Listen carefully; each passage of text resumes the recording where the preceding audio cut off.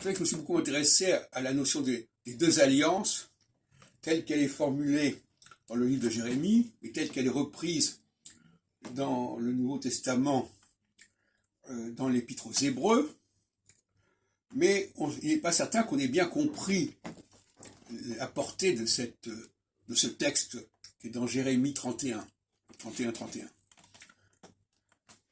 On nous dit qu'il y a eu une ancienne alliance qui avait été décevante parce que, au fond, les gens n'obéissaient pas aux lois qui leur étaient offertes. Et on a les maîtres du monde, en quelque sorte, les maîtres du monde, je veux dire pas les chefs humains, mais des chefs surhumains, si on peut dire, ont décidé de reprogrammer notre humanité de façon à ce que les lois ne soient pas des choses extérieures, mais intérieures. Et que par conséquent, quand on pouvait ne pas respecter les lois extérieures, on ne peut pas ne pas respecter les lois intérieures, parce que l'intérieur, c'est nous-mêmes, c'est notre anatomie structurelle, morale, psychique, physique, et donc on ne peut pas. C'est comme quelqu'un qui ne mangerait pas correctement, il serait condamné à mourir.